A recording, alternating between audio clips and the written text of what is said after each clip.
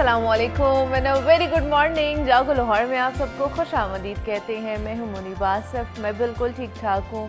उम्मीद करती हूं कि आप लोग भी जहां कहीं होंगे खैरियत से होंगे, अपना ख्याल रख रहे होंगे और ख़ास तौर पर अपनी सेहत का ख्याल रखा करें, क्योंकि कोई भी प्रॉब्लम किसी भी टाइम आ सकती है। तो उसके लिए आपका एक्टिव रहना, चाको चौबंद रहना, अपनी सेहत के मुतालिक सोचना बहुत बहुत ज़रूरी है।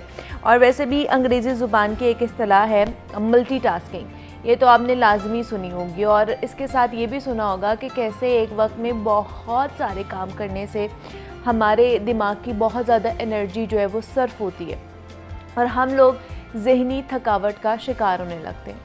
मुसलसल रहने वाले तनाव और काम के बोझ से भी एक बंदा ज़हनी तौर पर थकने लगता है। ये तो हम जानते हैं कि जब हमारा जिस्म थका हुआ होता है तो क्या करना चाहिए, मगर बदकिस्मती से इस पूरे जिस्म को चलाने वाला जो दिमाग है हमारा, अगर वो थक जाए तो क्या किया जाए, इसका अंदाज़ा किसी किसी को ही होता है। किसी शय पर बहुत ज़्यादा फोकस करने से, एक वक्त में एक से ज़ायद काम करने से हमारी जो तवज्जो है ना वो बट जाती है, डिस्ट्रीब्यूट हो जाती है और जहन को ज़्यादा मेहनत करनी पड़ती है और इन सब का नतीजा निकलता है जहन की थकावट की सूरत में। अब इस जहन की थकावट से कैसे निजात हासिल की जाए, इसका जवाब यही है कि जनाब आप बहुत ज़्यादा परेशानी से किसी भी सिचुएशन में काम मत करें। कोई भी काम कर रहे हों आप, वो ज़िंदगी या मौत का मसला पहले तो उसको नहीं बनाना चाहिए हमें। और इसके अलावा ये भी कि अपना ध्यान और अपनी तवज्जो को एक ही जगह पर मरकूज़ रखें। आप एक मशीन नहीं है, आप इंसान हैं, इसलिए आपको एक वक्त में बहुत ज़्यादा काम करने की भी ज़रूरत नहीं है। हाँ, बहुत से लोग ये सलाहियत से कह लें कि इस्तिफ़ादा हासिल करते हैं और वो अपनी इस सलाहियत को बड़े अच्छे तरीके से यूज़ भी करते हैं, लेकिन हर कोई नहीं कर सकता है। आपकी ये सोच कह लें कि दरअसल एक मसला है जिसके तहत आप लगातार काम करते रहते हैं और मकसद सिर्फ ये होता है कि इससे आपकी जो काबिलियत है ना उसमें इजाफ़ा हो जाएगा। तनख्वाह में इजाफ़ा करने की लालच में आप कुछ दिनों में बहुत ज़्यादा मेहनत कर सकते हैं, मगर आप साथ ही साथ ख़ुद को एक तरह से एग्जॉस्ट भी तो कर रहे होते हैं ना। ये भी तो आप अंदाज़ा करें कि आप किसी एक चीज़ की डिमांड में या फिर उसकी लालच में आके आप अपना कितना नुकसान कर रहे हैं। दूसरा ये कि ज़िंदगी जीने का अच्छा तरीका धीमे धीमे, धीरे धीरे मगर मुस्तकिल मिजाजी से हर काम को मुकम्मल करना होता है। ज़्यादा काम करना कोई कमाल की बात नहीं होती है। कम काम से ज़्यादा फ़वाइद हासिल करना ये ज़्यादा बड़ा काम होता है। तो इसलिए अब कहते हैं कि ज़्यादा मेहनत वाला काम नहीं करना चाहिए, अब आपको हार्ड वर्किंग नहीं करनी चाहिए, अब आपको स्मार्ट वर्किंग करनी चाहिए। तो स्मार्ट वर्किंग भी वही करते हैं ना जिनका दिमाग चल रहा हो, जिनको पता हो कि आजकल के दौर में नई नई चीज़ें क्या चल रही हैं, उनसे किस तरह इस्तिफ़ादा हासिल किया जा सकता है, किस तरह उनसे मदद ली जा सकती है। तो वो तभी होता है जब आपको नॉलेज होती है और आपको नॉलेज तभी होगी जब आप उन चीज़ों के बारे में एक्सप्लोर करेंगे। तो इसलिए हम आपको कहते रहते हैं कि नई नई चीज़ें सीखने की कोशिश किया करें। मल्टीटास्किंग अगर आपको पसंद है आप ज़रूर करें, लेकिन अपने दिमाग को शट डाउन करने के हवाले से भी कुछ एक्सरसाइज होती हैं, कुछ चीज़ें होती हैं जिनको हमें, मेडिटेशन बड़ी अच्छी चीज़ होती है जिसको हमें अपनी लाइफ में इंक्लूड करना चाहिए ताकि आप ज़हनी तौर पर जो है ना वो थकावट का शिकार ना हो जाए। जब आप ज़हनी तौर पर थकावट का शिकार हो जाएंगे तो फिर आपका दिमाग भी अच्छे तरीके से काम नहीं करेगा।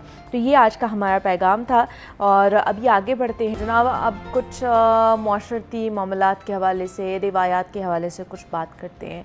जैसे जैसे हमारे कह लें कि जिद्दत आती जा रही है ना, वैसे वैसे हमारे रिश्तों में कुछ डिले भी आता जा रहा है। ख़ास तौर पर हमारी जो आज की नौजवान नस्ल है ना वो कहती है कि जनाब सबसे पहले हम अपना करियर बनाएंगे, करियर ओरिएंटेड बहुत ज़्यादा है, विच इज़ वेरी गुड, लेकिन उसके साथ साथ जो बाकी मामलात हैं ना उनमें कहीं ना कहीं डिले आना शुरू हो जाता है। ख़ास तौर पर शादी के मामले में, निकाह के मामले में कि आपकी शादी जो है ना वो कहीं ना कहीं बहुत पीछे आपका जो टारगेट है वो चला जाता है। तो शादी के लिए बेहतरीन उम्र कौन सी होनी चाहिए? और ये बड़ा एक इम्पॉर्टेंट क्वेश्चन है जो कि मेरे ख्याल से हर किसी के दिमाग में होता है कि हमारे घर में बच्चा है या बच्ची है, तो वालिदैन को ये बड़ी टेंशन होती है कि हमने अपने बच्चों की शादी करनी है, किस उम्र में शादी करनी चाहिए। एज़ वी नो कि हमारे इस्लाम ने हमें बहुत सारी चीज़ें बताई हुई हैं, लेकिन अगर उसको समाजी मामलात के हवाले से देखें या नफ्सियाती मामलात के हवाले से देखें तो वो भी हमें जानना लाजमी है। तो आज हम इसी के ऊपर बात करने वाले हैं कि जो जल्दी शादी है वो ताल्लुकात में बेहतरी का बायस बनती है या फिर कम उम्री में शादी जो है वो कहीं ना कहीं आपको नुकसान भी दे सकती है, आपका जो कह लें कंपैटिबिलिटी नहीं बनती है, क्या मामलात होते हैं। इन सब को हमने इन डिस्कशन लेकर आना है। इस पर बात करने के लिए हमारे साथ डॉक्टर शबाना मुफ्ती हैं जो कि कंसल्टेंट गायनोकोलॉजिस्ट हैं, मोटिवेशनल स्पीकर हैं और साथ ही साथ ट्रेनर भी हैं। तो सबसे पहले उनसे बात करते हैं। डॉक्टर शबाना, आपको वेलकम कहते हैं जागो लाहौर में। कैसी हैं आप? ठीक हैं? Bismillahirrahmanirrahim. Assalamu alaikum. I'm doing great and thank you so much for having me over. Doctor Shabana, सबसे पहले तो बताइए कि शादी के लिए आपको क्या लगता है कि बेहतरीन उम्र कौन सी होती है जिसमें बच्चे की या फिर बच्ची की शादी कर देनी चाहिए? देखिए, एक तो है ना रिलीजियस एस्पेक्ट, हम उसको साइड कर देते हैं क्योंकि मैं हार्मोन स्पेशलिस्ट हूँ एंड एज अ डॉक्टर मैं आपको सिर्फ और सिर्फ साइंस की बात करूंगी कि साइंस के लिहाज से जो एविडेंस बेस्ड साइंस है, जो तहकीकात हुई है, जो रिसर्च हुई है और मेडिकल साइंस क्या कहती है, तो औरत और आदमी के हार्मोन की जो होती है अल्लाह ने बहुत डिफरेंट तरीके से बनाया। आदमी जो होता है कहते हैं कि वो 80 साल का हो गया है, 90 साल का हो गया है, तो उसका जो जखीरा होता है और रिप्रोडक्टिव सिस्टम होता है अगर वो हेल्दी है, उसको ब्लड प्रेशर चीज नहीं है, एक्सरसाइज करता है, तंदुरुस्त है, तवाना है, इरेक्टाइल डिसफंक्शंस नहीं, तो वो फिर भी एक बच्चा पैदा कर सकता है। लेकिन जो खातून होती है, जितनी कुराए अर्ज में बच्चियां पैदा हुई हैं, एक एज के बाद उनको पेरीमेनोपॉज मेनोपॉज होना है, उसका मतलब होता है कि जिन जखीरों के साथ एग क्वालिटी और क्वांटिटी होती है, जब बच्ची की पैदाइश होती है तो उसके अंदर सर्टेन अमाउंट प्रेजेंट होते हैं, मिलियंस के अंदर प्रेजेंट होते हैं, 2-3 मिलियन कहते हैं। जब उसकी प्यूबर्टी होती है, जब उसकी मामूली शुरू होती है 13 साल की या 12 साल की, तो घट के सिर्फ 300K तक रह जाती है। जब वो 20s-30s में जाती है तो जो अन्नों का जखीरा होता है वो आहिस्ता आहिस्ता कम हो जाता है। अब इसका ये मतलब नहीं है, बहुत ज्यादा लोग कहते हैं लो जी आजकल तो 50 साल की बच्चा हो जाता है क्योंकि आजकल साइंस ने तरक्की कर ली है, IVF के जरिए हम उन सीधा एग्जाम्पल पर पूरी साइंस की जो है हम मुस्लिम नहीं करते। जब मेरे पास बच्ची आती है वो कहती है मैंने शादी करनी है, कौन सी एज बेहतर है? 20s में जो उसका जखीरा होता है बिल्कुल पीक पे होता है, उसकी जो फर्टिलिटी की हेल्थ होती है, जो उसकी फिजिकल हेल्थ के साथ जो रिप्रोडक्टिव हेल्थ होती है वो काफी हद बेहतर होती है। पीक पे होते हैं उसके हार्मोन्स, एस्ट्रोजन, प्रोजेस्टेरोन, टेस्टोस्टेरोन वगैरह। टाइम उनमें कमी आती है, 30-35 में जाके और कम, 40s में सिर्फ कुछ 38,000 मतलब अकॉर्डिंग टू यू या साइंसी एतबार से देखा जाए सारे सनारियों को तो अंडर 20s सजेस्ट कर रही हैं आपके शादी कर देनी चाहिए बच्चे की या फिर बच्ची की? अंडर 20s नहीं, अंडर 30s, अंडर 30 पीक होती है। उसके बाद इसका एक मतलब नहीं है कि रिश्ता नहीं मिल रहा, बाबा बाप ने कहा जी कि बस तुम टाई छोड़ दो और जाके कर लो। सोशल कॉन्ट्रैक्ट है, उन्हें समाजी जरूरियात भी देखनी है। मैं सिर्फ आपको ये साइंस के तौर पे बताती हूँ कि वो खवातीन जो बाय चॉइस शादी को डिले करती हैं। शादी का मतलब क्या होता है? शादी का मतलब ढूंढना या हमारे मुआशरे में कि शादी करके अपने घर की हो जाएगी, उससे ज्यादा पीछे सोच होती है वो ये होती है कि ये बच्चा पैदा करेगी, औरत जो है फैमिली बनाएगी, आगे से परवरिश होगी बच्चों की। वो साइंसी लिहाज से देख रहे हैं कि फर्टिलिटी की एज उसके लिए कौन सी बेहतरीन होगी। हम ये नहीं देखते कि उसको कौन सी एज में एक अच्छा पार्टनर मिलता है। अगर नहीं मिलता, अच्छा पार्टनर नहीं, एजुकेटेड नहीं है, फैमिली नहीं मिल रही और बच्ची चाहती है कि वो अपनी फाइनेंशियली इंडिपेंडेंस को अटेन करे, वो अपनी तालीम पहले हासिल कर ले और उसके बाद वो जो है 30 साल के बाद जाके फैसला करती है कि मुझे कोई अच्छा मिलेगा सिर्फ और सिर्फ शादी का मतलब ये नहीं है कि हमने शादी कर ली और बाद में डिवोर्स ले ली, वो चली नहीं है क्योंकि गलत इंसान से शादी कर ली। तो एक सोशल एस्पेक्ट शादी का फ़र्क है, एक साइंसी एस्पेक्ट अगर आपने ज़िंदगी में बच्चे बनाने हैं तो इसकी वजह से और फैमिली को लेके चलना है तो क्या कॉम्प्लिकेशंस आएंगे। आदमी में 30s के बाद इतने कॉम्प्लिकेशंस नहीं आते एज लॉन्ग एज वो पहले से फिजिकली फिट है, हेल्दी है। हम हेल्दी लोगों की बात कर रहे हैं, ये देख लें। लेकिन अब खातून जो है जब 30s में चली जाती है तो डाउन सिंड्रोम, जो मेंटली जो बेबीज होती है ना, स्पेशल बेबीज जिनके अंदर क्रोमोसोम की एबनॉर्मेलिटीज होती हैं, उसका रिस्क बढ़ जाता है क्योंकि प्रेगनेंसी तो औरत ने उठानी है ना, उसका बोझ, उसकी सपोर्ट सिस्टम, उसके अंदर जो जिस्म के अंदर चेंजेस आनी है बढ़ती उम्र के साथ, वो औरत के अंदर आ रही होती है, आदमी के अंदर नहीं आ रही होती। तो इसी तरह जब 35 से ऊपर चली जाएगी, खासतौर पे 40 के बाद डाउन सिंड्रोम जो स्पेशल नीड बेबीज होते हैं उसका रिस्क बढ़ जाता है। अब कुछ लोग कहते हैं लो जी मेरी शादी 45 में हुई थी, मेरा बच्चा तो नॉर्मल है। देखिए फिर दोबारा इग्नोरेंस है, जहालत है। हम जब बात करते हैं मेजॉरिटी की, साइंटिफिकली बात कर रहे होते हैं, वो सीधा सीधा केसेस की बात नहीं कर रहे होते कि 40 साल में उसका बच्चा हो गया उसको बीमारी नहीं। अब ज्यादातर जो है वो डाउन सिंड्रोम का केसेस ज्यादा यंग एज में इसलिए होते हैं क्योंकि ज्यादा उनकी शादी हो रही होती है, लेकिन बढ़ती एज के साथ ये चेंजेस आना शुरू हो जाते हैं। मिसकैरेज का रेट बढ़ जाता है।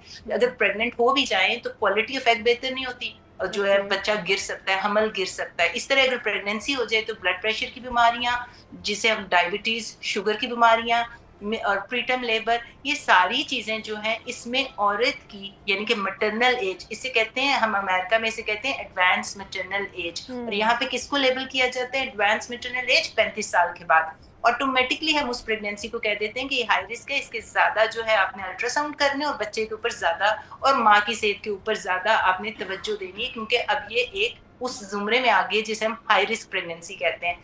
तो जब ऐसे कपल्स मेरे पास आते हैं या बच्चे, माँ बाप आते हैं अपने बच्चों को लेके कि हम कौन सी एज में शादी करें, मैं कहती हूँ जिस मर्जी एज में कर लो, age is just the number. अगर आप सिर्फ ये देख रहे हैं कि वो बड़े फिजिकली फिट है, हेल्दी, तो आजकल की 40 साल की औरत भी बड़ी फिजिकली फिट है, बड़ा खूबसूरत रखती है अपने आप को, हम फाइनेंशियली इंडिपेंडेंट होती है, उसके अपने फवायद है। हम सिर्फ हार्मोन्स और साइंटिफिक तरीके से जो जिस्म के अंदर चेंजेस आ रही हैं और जिसकी वजह से आने वाली रिप्रोडक्टिव सिस्टम जो है वो मैं एक पूरा बैठा के काउंसलिंग कर देती हूँ, वेल इन्फॉर्म्ड डिसीजन। क्योंकि कुछ खवातीन ऐसी होती हैं जो 40 साल के बाद मेरे पास आती हैं, कहती हैं डॉक्टर साहब काश हमें ये चीजें पहले पता होती, हमें ये नॉलेज पहले पता होता तो हम चीजें साथ लेकर चलते, बजाय इसके कि हम फाइनेंशियल इंडिपेंडेंस या करियर के चक्कर में 10 साल और वेट करते। एक तो होता है ना रिश्ता ही अच्छा नहीं आया, आपके पास चॉइस नहीं, आप वेट कर रहे हैं। एक होता है जो करियर ओरिएंटेड फाइनेंसिस के पीछे अच्छे अच्छे रिश्तों को भी पीछे कर देते हैं, उन्होंने पहले जो है खुद को तगड़ा करना होता है, इंडिपेंडेंट करना होता है।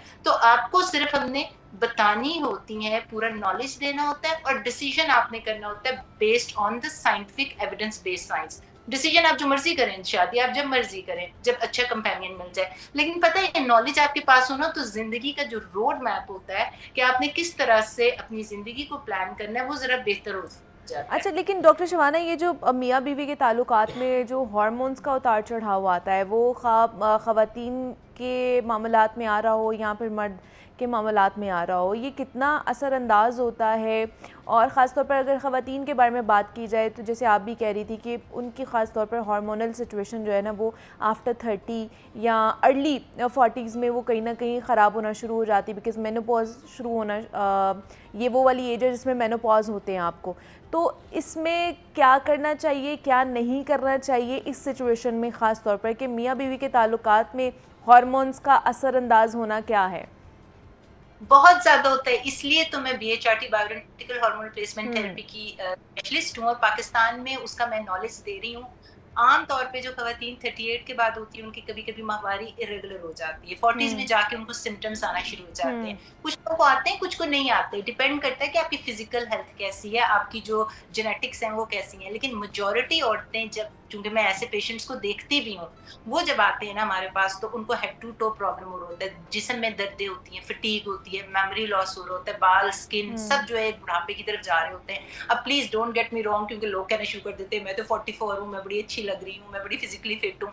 हम मेजॉरिटी की बात कर रहे हैं, जो आपके अंदर चेंजेस आना शुरू होती हैं मेडिकली और फिजिकली, उसके अंदर जो है आपका फिर सेक्सुअल हेल्थ खराब हो जाती है। जब आपका हस्बैंड के साथ मिलाप होता है तो आपको वो भी तकलीफ देता है। उसके साथ आपका जो होता है बहुत ज्यादा आपके पेट के आसपास चर्बी आ जाती है, ब्लड प्रेशर के इशू, कोलेस्ट्रॉल के इशू, हड्डियों और जोड़ों के इशू, फटीग, कहती है कि हमारे में एनर्जी नहीं है। अब ऐसे में माइग्रेन्स और हर किस्म की बीमारी हो रही होती है। अब खातून जब प्रॉब्लम्स किसी के साथ डिस्कस नहीं करेगी, डॉक्टर के पास जाएगी, डॉक्टर कहेगा ये तो नेचुरल प्रोसेस है, आपको आहिस्ता आहिस्ता मेनोपॉज हो जाना है, आप जो है हार्मोन्स मत लें। उसमें क्या होता है कि एक औरत के अंदर इतने फिजिकल बीमारियां हो रही हैं, इमोशनल बीमारियां हो रही हैं, उसको कोई सुन नहीं पा रहा, वो चिड़चिड़ी हो रही है, झुंझलाहट हो रहा है, एकदम जो है ना वो फट पड़ती है। उससे कोई बात करे तो अपने जज्बात को कंट्रोल नहीं कर सकती। इसे कहते हैं रात को वो सो नहीं सकती क्योंकि उसको पसीने बड़े आते हैं। जब रात को नहीं सोएगी तो दिन को उठेगी तो चिड़चिड़ी होगी, तो स्लीप इंसोम्निया स्टार्ट हो जाता है। ऐसे में आदमियों का क्या होता है, मेजॉरिटी आदमी जो हेल्दी होते हैं वो 40s में जाके फाइनेंशियली इंडिपेंडेंट हो जाते हैं, उनके पास आ जाता है पैसा और वो फिर एक्सरसाइज भी शुरू कर देते हैं। और ये वही टाइम पीरियड है जिसे हम मिड लाइफ क्राइसिस कहते हैं, क्योंकि दोनों के हार्मोन्स ऊपर नीचे हो रहे हैं। अब अगर इनको डायग्नोसिस या अवेयरनेस नहीं होगी कि तो मेरी ये सिचुएशन उनकी और ज़्यादा ख़राब होगी, सिचुएशन ख़राब होगी, उनका रिलेशनशिप ख़राब होगा। अच्छा, एक और डॉक्टर शबाना सिनेरियो होता है कि हमारे यहाँ पे लड़कियां पढ़ रही होती हैं, करियर बना रही होती हैं, या फिर अगर मेल है तो घर वाले जल्दी शादी नहीं करते हैं, या लड़की की भी जल्दी शादी नहीं की जाती है कि आप अच्छे तरीके से पढ़ लें। पेरेंट्स ख़ास तौर पर कहते हैं कि जी आप पढ़ लें, आप जॉब कर लें, इस वजह से भी लड़कियों की शादी जो है वो लेट हो रही होती है। तो अगर ये सिनेरियो हो कि लड़की की उम्र कम है और लड़के की उम्र ज़्यादा है, जो कि हम देखते हैं कि पसमानदा इलाकों में हो रही होती है कि लड़का बहुत बड़ा होता है और लड़की छोटी उम्र में उसकी शादी कर दी जाती है, या लड़की बड़ी उम्र की है और लड़का छोटी उम्र का है, उससे बहुत ज़्यादा छोटा है, तो इस सिनेरियो में ताल्लुकात जो है वो किस तरह, ये हार्मोनल चेंजेस जो हैं वो किस तरह की हो सकती हैं, और क्या इसमें भी कोई प्रॉब्लम आ सकती है कि नहीं आ सकती है? देखिए, हम कंपेयर कर रहे हैं ऑरेंजेस एंड एप्पल्स को, दो डिफरेंट बातें कर रहे हैं इधर। अब जब भी तवाज़ुन खराब होगा, एज का डिफरेंस बहुत ज्यादा आ जाएगा, 10 साल से ज्यादा का आ जाएगा, तो खाली रिप्रोडक्टिव सिस्टम आपका खराब नहीं हो रहा होता, क्योंकि हो सकता है 10 साल का फर्क है, आदमी तवाना है, तंदुरुस्त है, तो उसको कोई फिजिकल प्रॉब्लम्स नहीं है, they can still father a child. लेकिन अब 10 साल का फर्क औरत और बंदे में आ गया, तो हो सकता है कि वो 40 साल से ऊपर की और उसको प्रेग्नेंट होने में मुश्किल हो जाए। ये तो उसकी रिप्रोडक्टिव हेल्थ की बात हो रही है। एक होती है आपकी फिजिकल हेल्थ, एक होती है आपकी मेंटल हेल्थ। अगर औरत और बंदे के अंदर एज के अंदर बहुत फर्क आ जाए, चाहे वो गांव में रहते हैं चाहे वो शहरों में रहते हैं, कभी कभी ये होता है कि इंटेलेक्चुअल हेल्थ बहुत ज्यादा डिफरेंट होती है, तो डिवोर्स का रेट उस वजह से भी हो जाता है। हम खाली फिजिकल और हार्मोन की बात करें तो वो एक साइड है। दूसरा एस्पेक्ट जो शादी को निभाने का है ताकि डिवोर्स ना हो, उसके अंदर आपकी एक दूसरे की अंडरस्टैंडिंग कितनी है। जितना ज्यादा गैप होगा, हो सकता है कि एक बड़ा आदमी, बड़ा मोतबर किस्म सोबर आदमी है, उसको बाहर नहीं जाना, ट्रैवल नहीं करना, वो अपनी जिंदगी के ऐसे हिस्से में जहाँ उसकी प्रायोरिटीज बदल गई हैं, जबकि बहुत छोटी उम्र की बच्ची। अगर यहाँ पर डॉक्टर शबाना रिप्रोडक्टिव हेल्थ की अगर बात कर ली जाए सपोज, तो उसमें कितना गैप होना चाहिए जो कि माना जाता है, वरना अगर बहुत ज़्यादा जैसे यहाँ पे 15-15 साल भी गैप होता है, 20-20 साल भी गैप हम देखते हैं कि शादियों में होता है, तो उसका भी कोई कह ले कि नेगेटिव इम्पैक्ट आ सकता है? अगर आप सिर्फ और सिर्फ रिप्रोडक्टिव हेल्थ की बात करें और सोशल एस्पेक्ट्स की, इंटेलेक्चुअल डिफरेंसेस की बात ना करें, तो आदमी अगर बड़ी उम्र का है तो ज्यादा फर्क नहीं पड़ेगा अगर वो हेल्थी है, अगर उसको इरेक्टाइल फंक्शन है, अगर उसकी हेल्थ पहले से खराब है। 17% आदमी जो होते हैं बढ़ती उम्र के साथ उनके टेस्टोस्टेरोन के लेवल खराब हो जाते हैं, तो वो तो एक यंग लड़के की भी हो सकते हैं। यंग लड़के को भी हो सकता है कि जाके डॉक्टर को दिखाना पड़े कि मेरे बच्चे की पैदाइश नहीं हो रही, उनके अंदर स्पर्म का जो काउंट होता है वो कम हो रहा होता है, उनके अंदर ऑलरेडी एक फिजिकल हेल्थ के इश्यूज चल रहे हैं, बीमारी चल रही है। हम हेल्दी लोगों की बात करें तो आदमी बड़ी उम्र का हो तो ज्यादा फर्क नहीं पड़ता अगर वो फिजिकली और मेटाबॉलिकली हेल्दी है। औरत अगर बड़ी उम्र की हो, 40 साल से ज्यादा की हो, 35 साल से ज्यादा की हो, उसकी एक नंबर मैं बता रही हूँ, तो उसमें ये होता है कि जैसे मैंने आपको पहले इतना एक्सप्लेन किया कि उसके अंडों का जखीरा एक सर्टेन नंबर के साथ पैदा हुआ होता और है। क्या इसी वजह से ज़्यादातर यही बोला जाता है कि लड़का या आदमी चाहे जितनी मर्जी उम्र का हो, बेशक वो 40 साल का ही क्यों ना हो, लेकिन लड़की की उम्र जो है ना वो छोटी होनी चाहिए, वो अर्ली 20s में होनी चाहिए, इसलिए कहा जाता है कि छोटी उम्र की लड़की हो? नहीं, अब फिर इस बात को जो है लोगों को थोड़ा-सा समझने में मुश्किल आ जाती है कि अगर वो अर्ली उम्र की होगी तो उसकी प्रेगनेंसी तो देखिए कोई 25 की हो सकता है उसका भी हाँ। बच्चा पैदा नहीं हुआ। उसकी तो कोई फिज़िकल हेल्थ में इश्यू चल रहे हैं, उसको इनफर्टिलिटी का इश्यू चल रहा है। हम हेल्दी लोगों की बात करें तो येस उसकी जल्दी बच्चा पैदा हो जाएगा, जल्दी वो क्योंकि औरतें जल्दी बूढ़ी हो जाती हैं। हम ये कहते हैं ना कि औरतों के अंदर चेंजेस नहीं आती, पीक एजिंग जो होती है औरतों में 30s में आना शुरू हो जाती है, उसकी स्किन की कोलेजन की कमी होना शुरू हो जाती है, उसकी माहवारी थोड़ी सी खराब होना शुरू हो जाती है, उसके अंडों का जो क्वालिटी एंड क्वांटिटी होती है वो खराब हो जाती है। इसका ये मतलब है कि सिर्फ 20s वाली लड़की से शादी करनी है तो हमारी तो इतनी लड़कियां बैठी हैं 30s 40s में, क्या उनके रिश्ते नहीं लेने आपने? नहीं, कोई भी जो हेल्दी लड़की है जो कि बच्चे को पैदा कर सकती, हम चांसेस की बात करते हैं, नॉलेज की बात करते हैं, हम आपको ये नॉलेज देते हैं कि आपके साथ ये हो जाएगा तो ज्यादा इंतजार मत करें। इसलिए एक सर्टन एज है कि उसमें अगर आप शादी कर लेते हैं, वो खा लड़की हो या फिर लड़का हो, तो आपकी अगली ज़िंदगी भी अच्छी गुजरती है, वो आपके ताल्लुकात मियाँ बीवी के भी अच्छे होते हैं और आप हेल्दी जो अगली नस्ल है उसको भी लेकर आ सकते हैं इस दुनिया में। तो ये इस सारे मामले के ऊपर हम बात करते। डॉक्टर शिवाना मुफ्ती हमारे साथ मौजूद थी, कंसल्टेंट गायनोकोलॉजिस्ट हैं, मोटिवेशनल स्पीकर हैं, ट्रेनर भी हैं। डॉक्टर शिवाना, बहुत शुक्रिया आपके वक्त का कि इसके ऊपर बात की है हमारे साथ। अभी आगे बढ़ते हैं, ये तो कुछ बात हो गई है मामले के हवाले से, अभी कुछ बच्चों की सेहत के हवाले से बात कर लेते हैं, क्योंकि बच्चों की अच्छी सेहत पर वालिदैन की कोशिश यही होती है और वो अपने बच्चों के लिए ना बेहतर से बेहतर की तलाश में हमेशा रहते हैं। ख़ुसूसन जब बच्चों की सेहत और नशोनुमा का मामला होता है ना, तो सब वालिदैन बहुत ज़्यादा सेंसिटिव हो जाते हैं। लेकिन अक्सर ये बात देखने में आई है कि बच्चों की जो जिस्मानी सेहत है और नशोनुमा पर तवज्जो तो दी जाती है, मगर जो दिमागी नशोनुमा है ना, उसको नज़रअंदाज कर दिया जाता है। शायद हम में से बहुत से लोगों के जहनों में ये बात फिट हो चुकी है कि डिप्रेशन और ज़हनी दबाव का शिकार सिर्फ़ और सिर्फ नौजवान और बड़ी उम्र के अफराद ही हो सकते हैं, जबकि ये तासुर बिल्कुल दुरुस्त नहीं है, बिल्कुल गलत है। कि एक रिसर्च के मुताबिक ये बात साबित हुई है कि जो ज़हनी दबाव है वो छोटे बच्चों की दिमागी नशोनुमा को भी मुतासर कर सकता है। अब वो ज़हनी दबाव किसी तरह का भी हो सकता है, वो घर में अगर डोमेस्टिक वायलेंस हो रहा है उसका भी हो सकता है, अगर घर में बहुत ज़्यादा डिस्टर्बेंस है उसका भी हो सकता है, पढ़ाई का भी ज़हनी दबाव हो सकता है, बाहर के मामलात का ज़हनी दबाव हो सकता है। बहुत सारे फैक्टर्स होते हैं जो कि बच्चों को भी डिप्रेशन, एंजाइटी, स्ट्रेस का शिकार बना सकते हैं। तो आज हमने इसी पर बात करनी है कि बच्चों की दिमागी नशोनुमा के लिए कौन सी जो खुराक हैं वो एक अहम रोल अपना जो है वो कर सकती हैं। तो इस पर हमने बात करनी है। इस पर बात करने के लिए आमना अली हमारे साथ स्टूडियोज़ में मौजूद है, जो कि क्लिनिकल न्यूट्रिशनिस्ट हैं, डाइटिशियन है।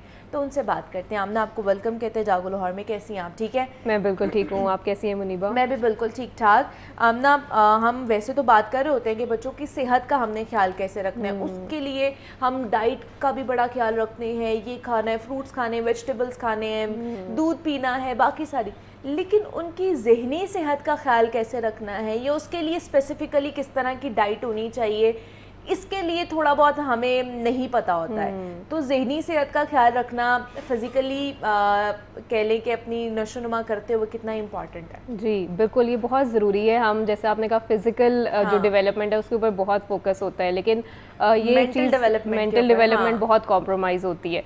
तो आप देखें जब कोई मदर है वो कंसीव करती है और जो बच्चा पेट में होता है जब, तो वहाँ से ही उसके ऑर्गन्स डेवलप होने शुरू हो जाते हैं। उसकी चाहे बोन्स है, इवन दांत भी जो है वो मदर के अंदर ही जब बच्चा कंसीव हम करते हैं तो वो डेवलप हो रहे होते हैं। इसी तरह ब्रेन जो है वो भी तभी से डेवलप होना शुरू हो जाता है। तो उस टाइम पे जब आपने कंसीव किया और बेबी आपके अंदर है, तभी से अच्छी डाइट लेना जो न्यूट्रिएंट डेंस हो, जो न्यूट्रिएंट से भरपूर हो, विटामिन्स और मिनरल से भरपूर हो, वो आपने लेनी है, वो लेना ज़रूरी है। हमारे यहाँ होता है, हम जो प्रेग्नेंट ख़वातीन हैं वो कैलोरी डेंस डाइट लेती है, न्यूट्रिएंट डेंस डाइट नहीं लेती। यानी वो ऐसी ग़िज़ाएँ खाती हैं, सब फ्राइड फूड्स, जंक फूड, जिसमें बहुत ज़्यादा कैलोरीज़ होती हैं। तो इस टाइम पे न्यूट्रिएंट्स की ज़रूरत होती है, जैसे विटामिन्स है, मिनरल्स है, ना कि कैलोरीज़ की।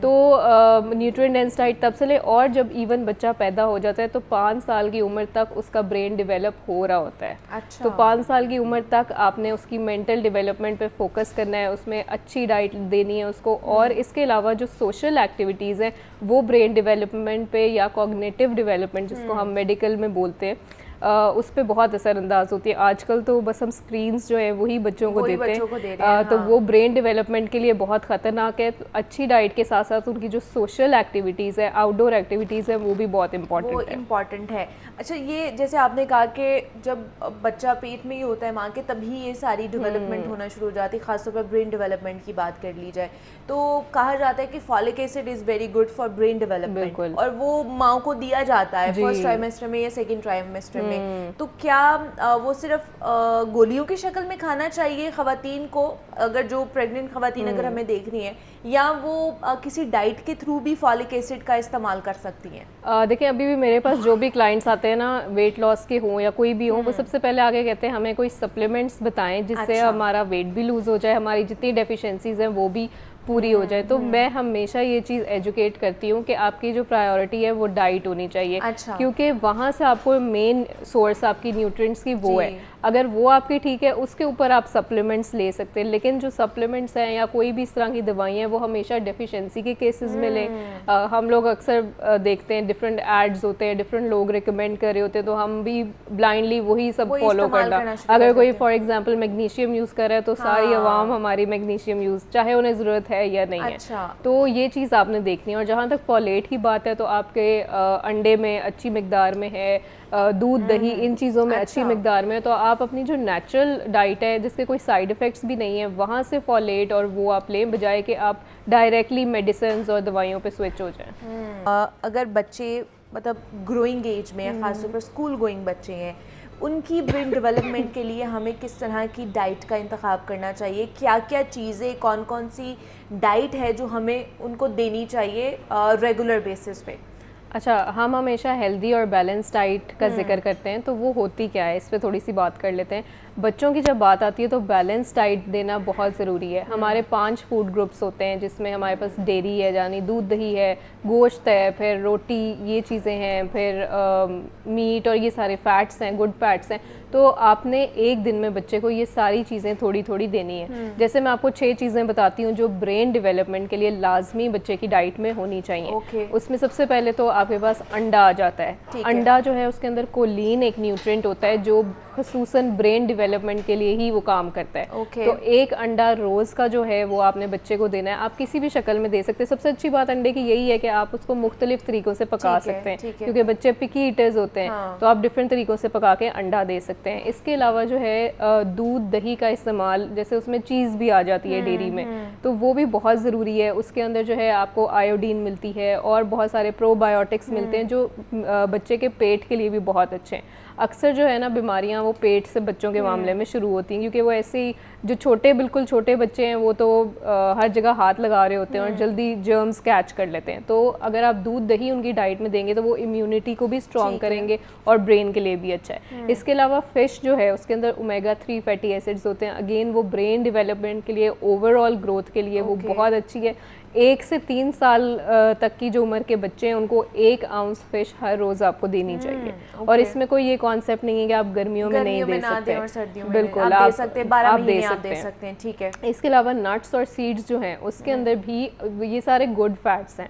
तो हम अक्सर सिर्फ बड़े ही इन चीज़ों का इस्तेमाल कर रहे होते हैं। यहाँ ये कॉन्सेप्ट नहीं है कि ये बच्चे भी खा सकते हैं। यहाँ पर खासतौर पर बादाम दे देते हैं हम बच्चों को कि ये उनकी ज़रा मेमोरी को शार्प करेगा। बिल्कुल, लेकिन आप उसमें मुख्तलिफ नट्स जो हैं, handful of nuts, different nuts mix करके वो आप दे सकते हैं।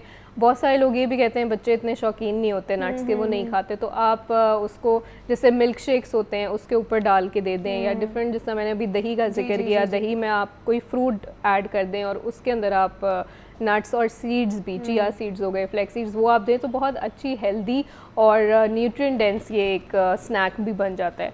इसके अलावा जो है रोटी, चावल, इन चीज़ों का इस्तेमाल भी लाजमी करवाएं बच्चों को, क्योंकि इसके अंदर विटामिन B6 होती है। हमारा जो ब्रेन है उसमें न्यूरोट्रांसमीटर्स जो सिग्नल्स पूरी बॉडी को दे रहा होता है, तो न्यूरोट्रांसमीटर्स डेवलप होंगे जब विटामिन B6 मिलेगा। तो वो ये रोटी चावल इन चीज़ों से। उसके बाद फल और सब्जियां जो हैं वो तो हम सबको पता है कितनी ज़रूरी हैं। विटामिन सी उसमें होता है जो कि इम्यूनिटी को भी बेहतर करता है और कोई ब्रेन की इन्फ्लेमेशन वगैरह हो उसको भी कम करता है। तो ये सारी चीज़ें अगर आप डाइट में शामिल करेंगे, एक अच्छी हेल्दी बैलेंस डाइट ब्रेन के लिए भी और ओवरऑल डेवलपमेंट के लिए बहुत अच्छी है। ठीक है, मतलब आपको स्टेपल फूड की तरफ भी जाना है और ख़ास तौर पर जैसे नट्स, सीड्स और फिश और ये चीज़ें होगी, ये भी आपने बच्चों को देनी है ताकि उनकी ब्रेन डेवलपमेंट अच्छे तरीके से हो सके। तो बैलेंस डाइट है जनाब, ये जो जुगाड़ है ना वो बैलेंस डाइट का ही है। अगर आप बैलेंस डाइट लेंगे तो आपको किसी भी तरह की प्रॉब्लम नहीं फेस करनी पड़ेगी, वो चाहे बड़े हों वो चाहे छोटे हों। तो आमना अली हमारे साथ मौजूद थी, क्लिनिकल न्यूट्रिशनिस्ट हैं, डाइटिशियन हैं। आमना, थैंक यू सो मच कि आप आई और डाइट फॉर ब्रेन डेवलपमेंट के हवाले से हम बात कर रहे थे। तो यहाँ पे छोटी सी ब्रेक लेते हैं, मिलते हैं इस ब्रेक के बाद।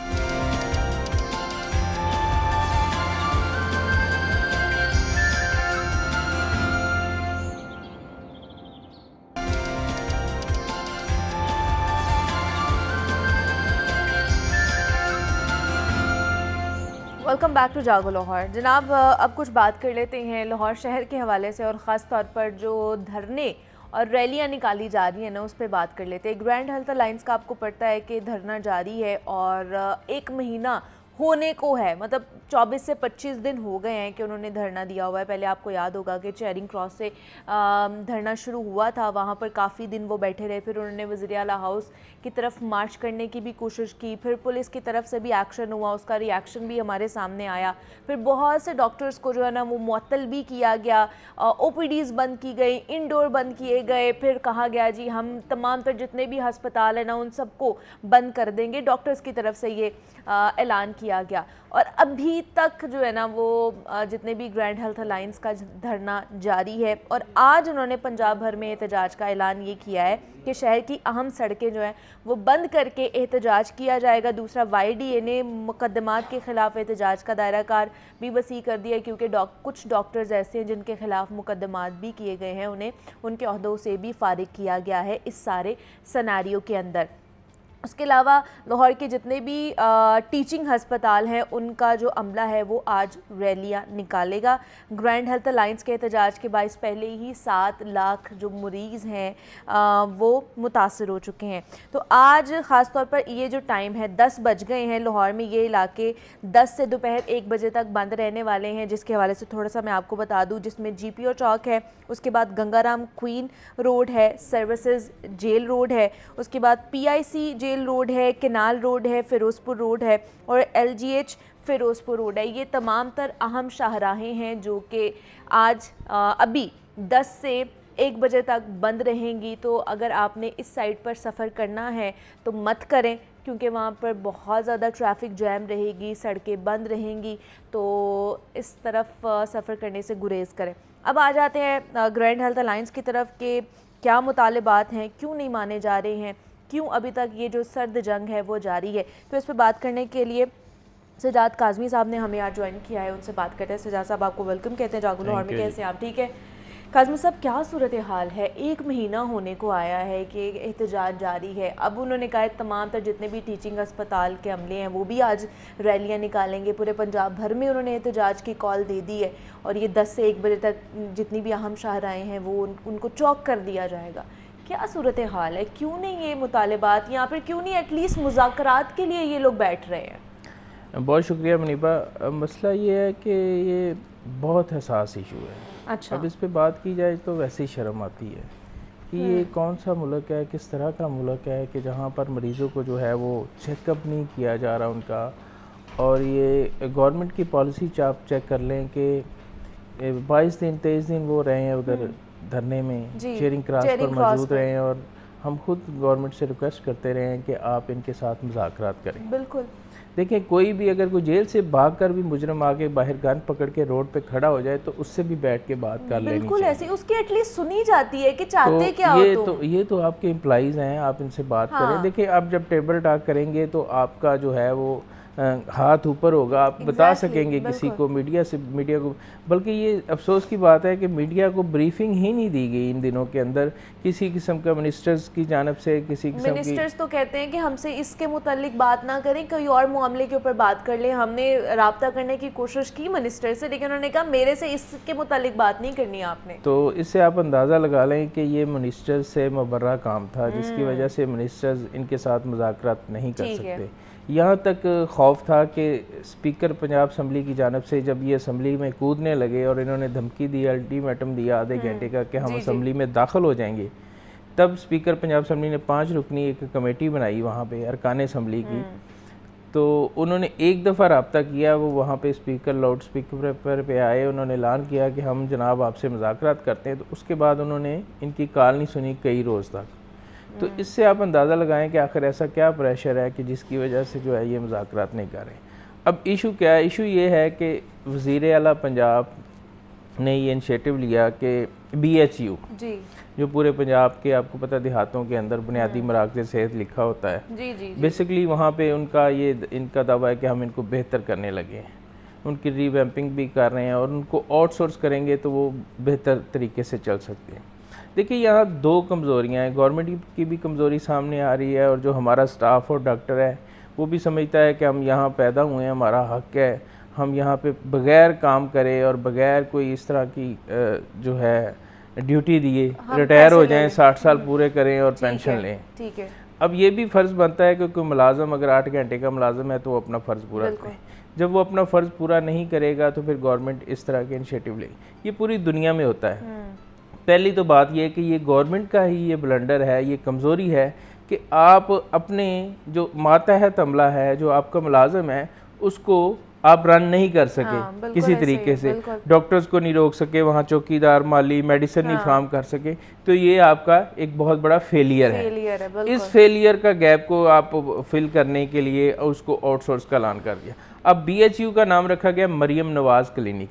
जितने भी BHU, हाँ जी, एक ऐड दिया गया कि कोई भी MBBS एलिजिबल है इसके लिए, उसको उसका CEO या इंचार्ज बना दिया जाएगा। अच्छा। उसको इतने पैसे दिए, 6,93,000 रुपए मंथली उसकी तनख्वाह एक BHU नहीं, वो उसका वो ऑनर है, हाँ, वो उसका ऑनर है। गवर्नमेंट उसको जो पहले डोनेट करती थी, वहाँ पे जो फंड फ्राहम करती थी, वो फंड उसको दिए जाएंगे, वो चलाएगा, वो उसका जिम्मेदार होगा। वो सवाबदीद उसकी उसके अंदर कि वो किस तरह चलाएगा। उसके अंदर उसने ये गायनी डिलीवरी भी करनी है इमरजेंसी के अंदर। तो अब ये देखें कि BHU के अंदर 6,93,000, ये तो एक लहदा बहस है कि अमाउंट क्या दे रहे हैं, क्या नहीं दे रहे, थोड़ी है यह काम है। मसला ये है कि उसको रन करने के लिए अब हज़ारों की तादाद में तकरीबन उनको जो है वो इंटरव्यूज हो चुके हैं और उसका काम शुरू हो चुका है। तो ये काफ़ी देर से अपीलें कर रहे थे, 1-2 दफ़ा आया, आपने देखा महकमा सेहत का दरवाज़ा भी तोड़ दिया गया और सारा हंगामा हुआ, तो उससे भी उनका मसला नहीं हल हुआ। तो वो आखिरकार अपने बच्चों को लेके चेयरिंग क्रास पे बैठ के आ गए। अब ये क्यों आए हैं, सवाल ये है, लोगों को ये समझ नहीं आ रही कि ये क्यों आए हैं। इसमें 2 चीज़ें, एक prime minister health initiative programme था, वफाक के अंडर चलता था, उसको बंद कर दिया गया। उसके मुलाजमीन मुख्तलिफ BHU में डिवाइड थे, वो मुख्तलिफ काम लिए जाते थे उनसे, उसको बंद कर दिया, वो बेरोजगार हो गए। अच्छा, वो बेरोजगार हो गए। अब दूसरा ये है कि वो BHU जिसका नाम मरियम नवाज क्लिनिक रखा गया, वहाँ पे जो एम्प्लॉई हैं वो किधर जाएंगे? जो तो उधर रेगुलर था उसको तो ट्रांसफर कर दिया गया दूसरे करीबी हॉस्पिटल या THQ, DHQ या RIC में। तो जो वहाँ इडहाक पे था उसका इडहाक खत्म कर दिया। इडहाक का कानून है, गवर्नमेंट कभी भी उसको जो है ना वो खत्म कर सकती है और वो दोबारा नहीं होगा, उसके SOP में शामिल है।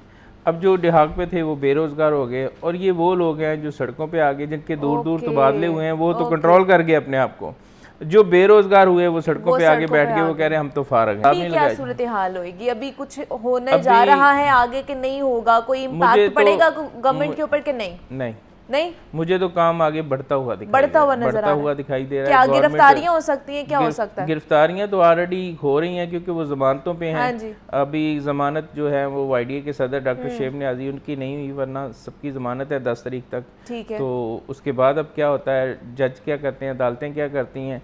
लेकिन डेली अभी रात उन्होंने फिर जो चेयरमैन है GHA के, उनका भी नाम भेजती है PMDC, Pakistan medical and dental council, जो लाइसेंस जारी करती है डॉक्टर को चेकअप का। टर्मिनेट तो उनको कर दिया है, सस्पेंशन भी होगी उनकी। तो पीएमडीसी को लेटर लिखा गया है कि इनका लाइसेंस ये पूरी दुनिया में कहीं भी प्रैक्टिस ना कर सकें। तो मैं नहीं समझता कि इस पे इम्प्लीमेंट होना चाहिए या होगा। ये तो बहुत बड़ी ज़्यादती होगी उनके साथ। तो शायद पीएमडीसी के साथ भी इनका कोई ऐसा लाइजन हो कि आप जल्दी जल्दी करें, क्योंकि जैसे ये लेटर भेजते हैं पीछे से वो भी शोकाज जारी कर देते हैं कि आप जवाब दें, और ये सारा बड़ी तेज़ी से हो रहा है। शायद ये प्लान हो कि डॉक्टरों को हमने ये जो है वो कुर्बानी का बकरा बनाना है और इनके खिलाफ ये एक्शन लेना है। और दूसरी तरफ डॉक्टरों और स्टाफ से भी रिक्वेस्ट है कि इतना जुल्म ना करें मरीजों पे ख़ास तौर पर। देखें, पूरी दुनिया के अंदर रोज़गार के लिए आप या कोई ऐसा तरीक़ाकार है जिसको आप अडॉप्ट करने के लिए मरीज़ों को सफ़र करने पर मजबूर करते हैं। आपको किस तरह मैं ये ज़रूरी नहीं कि मरीज़ आपके सामने मरे। लास्टली मैं ये पूछना चाहूँगी काज़मी साहब, अगर ये बिलफर्ज के हुकूमत निजकारी की तरफ आ जाती है, हो जाती है, क्या जितने भी प्रॉब्लम्स हैं वो मेडिसिन चोरी होती है, किल्लत होती है, बहरान आता है, बाकी सारी चीज़ें ख़राब पड़ी होती है, वो सही हो जाएंगे सारे मामले? मुनीबा, कुछ ठीक नहीं होगा। तो फिर निजकारी की तरफ क्यों जा रहे हैं? ये 2-4 दिन की बात थी कि मरियम नवाज हॉस्पिटल में छापे मार रही थी और वक्ती तौर पे उधार पकड़ के मेडिसिन पूरी की गई हैं हॉस्पिटलों के अंदर। कंपनियों को रिक्वेस्ट की गई है कि फौरी आप दें, इसको पूरा करना है, क्योंकि मरियम नवाज का विजिट होगा, वज़ीर-ए-आला पंजाब है, अगर उन्होंने विजिट किया, वो आपने देखा कि 2 हॉस्पिटलों में उन्होंने एमएस और प्रिंसिपल्स को फारग किया, तो वो डर गए थे एमएस साहबान। और अभी ये वो सर्विसेज हॉस्पिटल गई, उन्होंने खुशी का इजहार किया और उन्होंने कहा देखें मेरे पुराने 2 दौरों की वजह से मेडिसिन जो है वो यहाँ पे अवेलेबल है। ये नहीं पता कि उधार लेके जो है ना वो सिर्फ दिखाने के लिए, शोकेस करने के लिए वहाँ रखी है। अभी ये 2-4 दिन होगा और फिर वही सूरत हाल होगी। हॉस्पिटलों में कोई पूछने वाला नहीं है यहाँ पे कि हेल्थ कार्ड के नाम पे हॉस्पिटलों में फ्रॉड हो रहा है, सरकारी हॉस्पिटल। ये तो चलता रहता है, पहले भी ये चल रहा था, अभी भी ये चलता जा रहा है। तो ये बहती गंगा में हर कोई हाथ धोता जा रहा है। तो देखते हैं कि जनाब आज जो एहतजाज की कॉल दी गई है पंजाब भर में, और उसका इम्पैक्ट क्या आता है हुकूमत की तरफ से, क्या कोई मुज़ाकरात की तरफ ये मामला जाता है कि नहीं जाता है। तो हमारे साथ सजाद काज़मी साहब मौजूद है। काज़मी साहब, बहुत शुक्रिया आपके वक्त का कि आप आए। जनाब मज़ीद लाहौर शहर के हवाले से बात करते हैं, ख़ास तौर पर खस्ता हाली का जो शिकार होती मेट्रो बस सर्विस है ना, उसकी सुनी गई है, क्योंकि metro bus green line stations की बहाली और सोलराइजेशन का प्लान जो है ना वो मुरतब कर लिया गया है। इस हवाले से भी बात करेंगे। इसके अलावा हमने वॉल्टन and cantonment board sewerage system की बात करनी है। नया सीवरेज सिस्टम जो है वो बिछाया जा रहा है, मुख्तलिफ इलाके हैं, उसमें कौन कौन से इलाके हैं उस पर भी बात करेंगे। और थर्ड स्टोरी है जो कि LDA 1 विंडो पर शहरियों के लिए बड़ी तब्दीली है कि पुराने तमाम सिस्टम बंद कर दिए गए हैं, नया डिजिटल फाइल प्रोसेसिंग सिस्टम मुतारिफ़ कराया गया है। इससे क्या फ़ायदा होगा शहरियों को, इस पर बात कर लेते हैं। ज़ैनुल आबदीन हमारे साथ स्टूडियोज़ में मौजूद है, नुमाइंदा लाहौर न्यूज़ है, उनसे बात करते हैं। ज़ैन, आपको वेलकम कहते हैं जागो लाहौर में, कैसे हैं? ठीक है, अच्छा हूँ मैं, आप बताएं। मैं भी बिल्कुल ठीक ठाक। ज़ैन, सबसे पहले तो मेट्रो बस स्टेशन के हवाले से, मेट्रो बस सर्विस के हवाले से बताएं। खस्ता हाली का शिकार थी, अब उसकी सुनी गई है, सोलराइजेशन की तरफ जा रहे हैं हम। बड़ी देर कर दी मेहरबान आते आते। अच्छा तो 2013 के बाद ये 2025 12 साल मेट्रो बस को फाल हुए हो गए। तो पहली मर्तबा ये जो रिहैबिलिटेशन का प्लान है और अपग्रेडेशन का प्लान है, इसके ऊपर अब अमल दरामद होने जा रहा है। और मैं ज़ाती तौर पे समझता हूँ कि ये आपके प्रोग्राम का और इस टीवी चैनल का क्रेडिट है कि उसने मेट्रो बस के इन इश्यूज़ को इस कदर हाईलाइट किया कि पंजाब कबीना के इजलास में इस मामले को हाईलाइट किया गया कि एक टीवी चैनल का हवाला देकर बताया गया कि उन्होंने मुसलसल जो मेट्रो बस के मुलाजमीन हैं, मेट्रो बस की हालत ज़ार है, मेट्रो बसों की ज़ाती जो हालत है, उनके अंदर जो एयर कंडीशन की सूरत हाल है, स्टेशंस की सूरत हाल है, उसको हाईलाइट किया। और उस कबीना के इजलास में ज़राए ने बताया कि जो मिनिस्टर ट्रांसपोर्ट उस इजलास में बैठे थे, उन्होंने बिल्कुल एडमिट किया और उन्होंने हवाला भी दिया कि बिल्कुल मैंने एक प्रोग्राम में बैठ के इस चीज़ को डिस्कस किया था और वहाँ पे मैंने प्रॉमिस भी किया था कि हम मेट्रो बस की सूरत हाल को बेहतर बनाएंगे। तो चीफ मिनिस्टर पंजाब ने इस चीज़ के ऊपर सख्त नोटिस लिया और उसके बाद मेट्रो बस जो कि शादरा से लेके गजुमता तक चल रही है, ये 27 किलोमीटर के ट्रैक को बेहतर बनाने के अहकामात जारी कर दिए।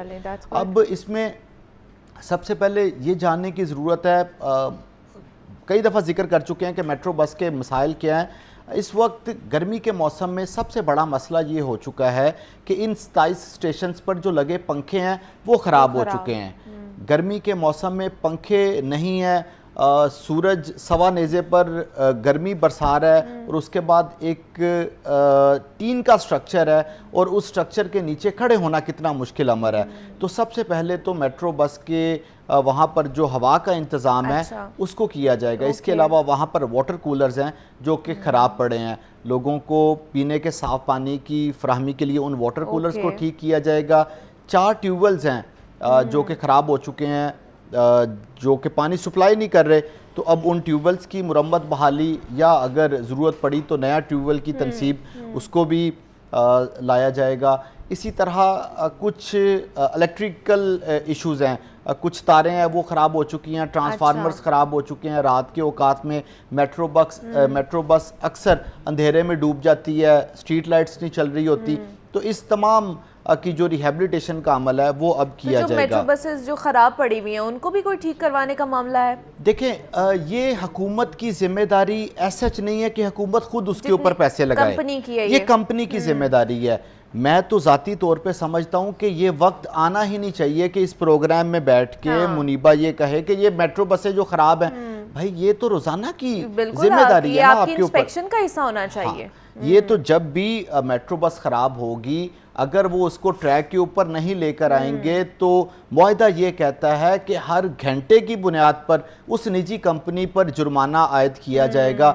इसके ऊपर तो इनकी बाज़पुरस होनी चाहिए। तो मुझे तो लगता है वो ये चला के ना उसके बाद भूल गई हुई है वो निजी कंपनी के, इसकी मेंटेनेंस भी होनी चाहिए कोई। देखिए, आपकी बात काफ़ी हद तक ठीक है। मैं इसमें निजी कंपनी को दोष देने की बजाय मास ट्रांजिट अथॉरिटी और महकमा ट्रांसपोर्ट पंजाब को कसूरवार समझता हूँ कि अगर वो कंपनी 64 बसों का फ्लीट ट्रैक के ऊपर नहीं चला रही तो उनको जुर्माना आयद करें और उनकी जो सिक्योरिटी है वो जब्त करें। उस सिक्योरिटी के पैसों से नई बस लाके 64 बसों का जो फ्लीट है वो मुकम्मल करें। जब किसी भी कंपनी के साथ मुआहदा कर दिया जाता है तो उसके बाद स्टेट की और महकमा जात की रिस्पॉन्सिबिलिटी है कि वो उस मुआहदे के ऊपर मिनोवन अमल दरामद करवाएं। लेकिन इसमें ये महकमा ट्रांसपोर्ट पंजाब की और मास ट्रांजिट अथॉरिटी की हमेशा से ही गफलत नज़र आती है। फिर जितने मर्जी ऐलानात कर लें, जितनी मर्जी कबीना की मंजूरियां दे दें, इससे पहले जिन चीज़ों का मैंने आपको हवाला दिया कि मेट्रो बस की तोसी करनी थी, मेट्रो बस पे सोलराइजेशन करनी थी, मेट्रो बस का रेवेन्यू जनरेट करना था, ये भी तो सारी मंजूरियां कबीना ने दी थी ना। तो इनके ऊपर अमल दरामद नहीं हुआ। तो कबीना की मंजूरी देना सिर्फ काफ़ी नहीं है, अमली तौर पर इस पर काम करना ज़्यादा ज़रूरी है। चलिए, ये तो एक हो गया कि अच्छी चीज़ है कि मेट्रो बस स्टेशन के ऊपर काम किया जाएगा, सोलराइजेशन की तरफ जाया जा रहा है कि माहौल दोस्त जो है ना वो चीज़ें लेकर आई जाए। अभी वाल्टन एंड कंटोनमेंट बोर्ड जो है सिविल सिस्टम का एक नया जाल बिछाने जा रहे हैं। ये भी बड़ा अच्छा है कि ख़ास तौर पर जो वाल्टन रोड के इर्द गिर्द जो लोग रहते हैं उनकी सुनी गई है मेरे ख्याल से। देखें जी, आपका भी वाल्टन रोड का कंटोनमेंट बोर्ड का काफ़ी एक्सपीरियंस है।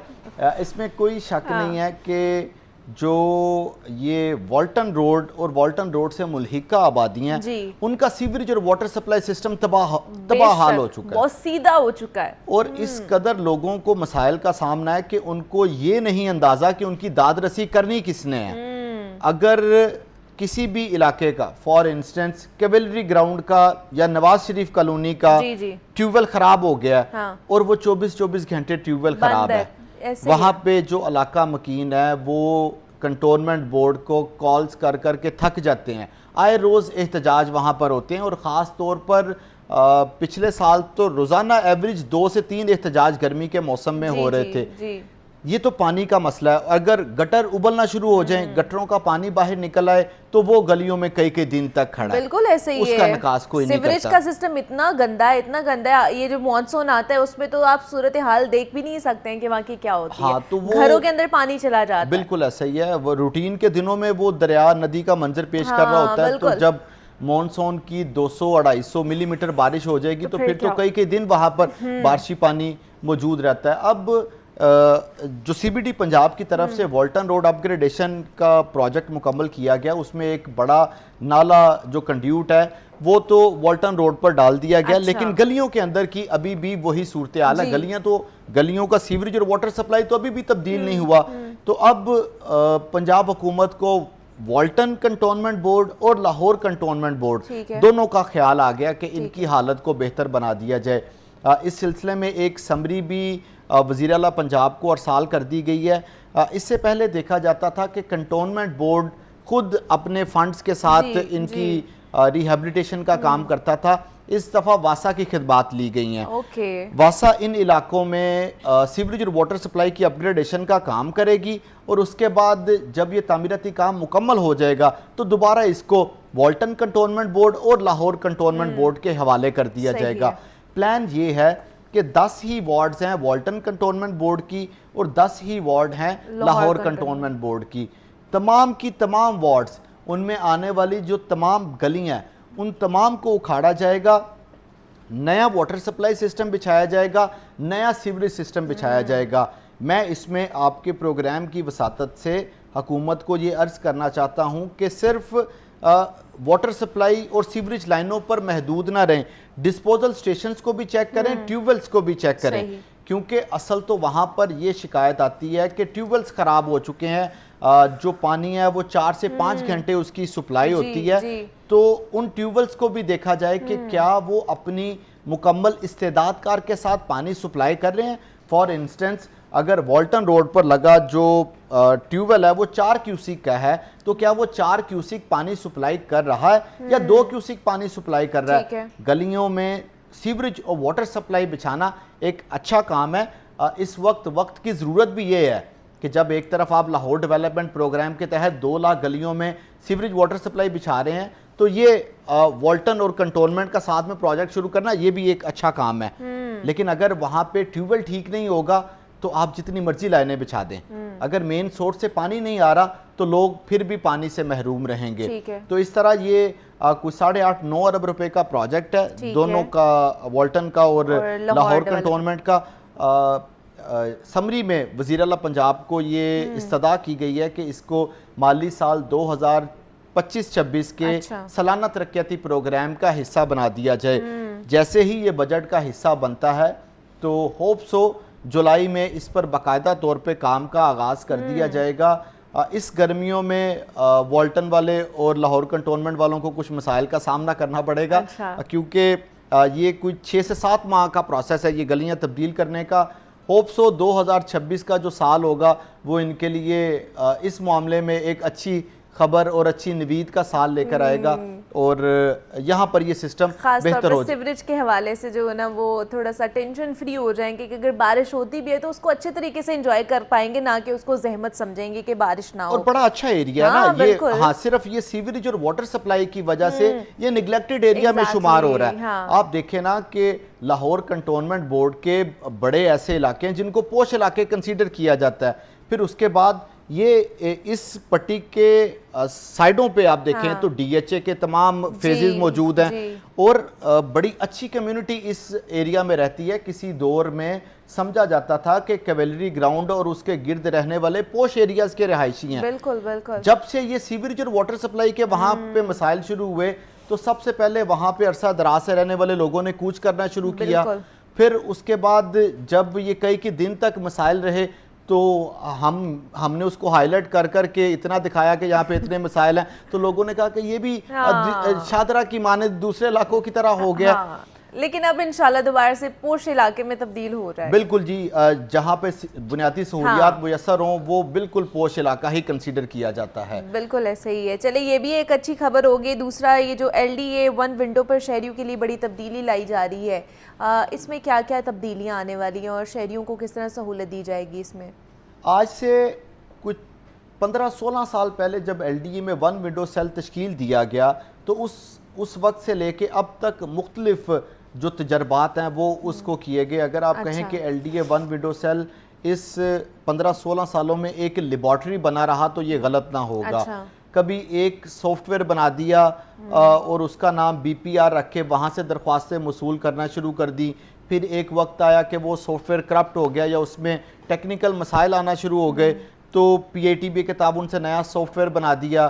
फिर एक निजी बैंक के साथ मिलकर नया सॉफ्टवेयर बना दिया। फिर उसने काम करना छोड़ दिया तो एलडीए ने खुद कोई एक सॉफ्टवेयर बना लिया। तो इस तरह एलडीए ने सॉफ्टवेयर को एक फुटबॉल बनाया हुआ था कि वो एक खिलाड़ी दूसरे खिलाड़ी को पास करता था और इसका तमाम तर जो खमियाजा है वो पब्लिक को भुगतना पड़ता था। कोई भी शख्स दरख्वास्त लेकर वन विंडो पर गया, उसने जाके कहा कि मेरी दरख्वास्त सबमिट कर लें। आगे से जो कॉरेस्पॉन्डेंट उसने कहा कि हमारा तो सॉफ्टवेयर ही नहीं चल रहा, या हमारा सॉफ्टवेयर फलाने विंग के साथ इंटीग्रेटेड नहीं है, लाइक टाउन प्लानिंग का हाउसिंग के साथ इंटीग्रेटेड नहीं है या इंजीनियरिंग के साथ इंटीग्रेटेड नहीं है। अब बड़ी तब्दीली ये की गई है कि ये तमाम सॉफ्टवेयर्स जो कि माजी में मसाइल पैदा कर रहे थे दरख्वास्तें वसूल करने में, और जिन लोगों की दरख्वास्तें वसूल हो गई उनको रिस्पोंड करने में, अब उन तमाम को गैर फाल कर दिया गया। पे सारे अमले को हीले बहाने दे रहे थे। हाँ बिल्कुल, ये सॉफ्टवेयर भी एक बहाना है ना काम ना करने काम का। नहीं कर रहा। और हमारे तो यहाँ पे मोमन की मौत है काम करना, वो कहते हैं कि काम ना ही करना पड़े। अब इस तमाम चीज़ों को गैर फाल करते हुए सिर्फ एक ही सॉफ्टवेयर तमाम विंग के ऊपर लागू कर दिया गया और उसको सेंट्रलाइज कर दिया गया, और टेक्नोलॉजी का इस्तेमाल करते हुए उसको गूगल मैप के साथ भी इंटीग्रेट कर दिया गया है। जो शख्स अपनी एप्लीकेशन किसी भी लैंड के हवाले से सबमिट करेगा, वो गूगल मैप पे वहाँ पे पिन पॉइंट कर दिया जाएगा कि फ़लाने शख्स ने इस ज़मीन के लिए इस मकसद के लिए एप्लीकेशन दी है, उसका ये स्टेटस है। उम्मीद करते हैं कि ये सॉफ्टवेयर कामयाब हो जाए, ऐसा ना हो कि नया सिस्टम आए, नई बॉडी आए, वो भी आके इसको कहे कि ये भी ठीक काम नहीं कर रहा था, हमने इसको भी गैर फाल कर दिया। हुआ तो ऐसे ही ना, माजी तो इसी चीज़ की ही कासी कर रहा है कि एक हुकूमत ने बीपीआर बनाया, दूसरी हुकूमत ने आके डीपीआर बना दिया, तीसरी हुकूमत आई उसने आके कहा ई खिदमत बना दें, चौथी हुकूमत आई उसने कहा कि ई खिदमत ठीक नहीं है, ई परमिट बना दें। अब उन्होंने ये सारे ई परमिट, ई खिदमत, डीपीआर, बीपीआर ख़त्म करके ये डिजिटल फाइल प्रोसेसिंग सिस्टम बना लेकर आ गए वो। तो अब ऐसा ना हो कि नई हुकूमत आए वो आके कहे कि भाई ये आपका डीएफपीएस भी ठीक नहीं था, अब हमने एमएसपीएस बना देना है।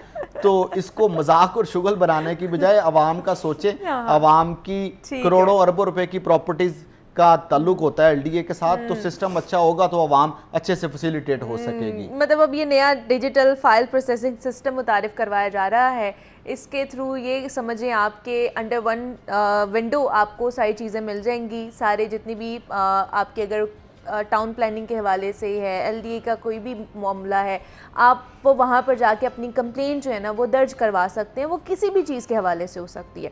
तो ज़ैनुल आबिदीन हमारे साथ मौजूद थे, नुमाइंदा लाहौर न्यूज़ हैं। ज़ैन, बहुत शुक्रिया आपके वक्त का कि आप आए और इन 3 स्टोरीज़ के ऊपर हमें आपने अपडेट किया है। ब्रेक लेते हैं, यहाँ पर मिलते हैं इस ब्रेक के बाद।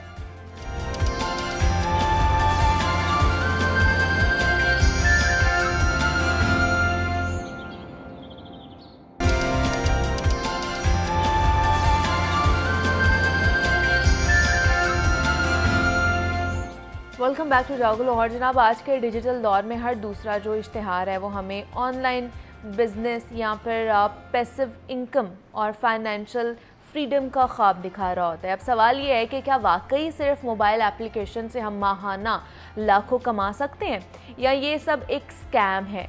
अक्सर नौजवान जल्दी अमीर होने के चक्कर में ऐसा फंसते हैं कि लाखों तो दूर अपने जो हज़ारों होते हैं ना, वो भी उनसे भी हाथ धो बैठते हैं। किसी ने क्या खूब कहा था कि जब तक लालची ज़िंदा हो, फ्रॉड या जो भूखा है वो नहीं मरता है।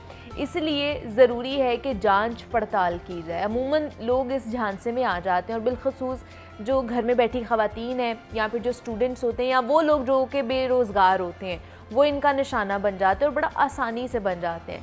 माहिरीन का इस हवाले से ये कहना है कि अगर कोई ऑनलाइन बिजनेस चंद दिनों में बड़े मुनाफे की बात करे तो ये खतरे की घंटी हो सकती है।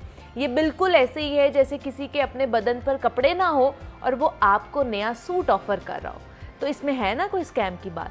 अगर किसी ने वाकई ऑनलाइन पैसे कमाने हैं तो जहन में रखें कि उसमें मार्केट अंडरस्टैंडिंग और दीगर चीज़ों पर वक्त लगता है। कोई भी गेट रिच क्विक स्कीम काम नहीं आती है।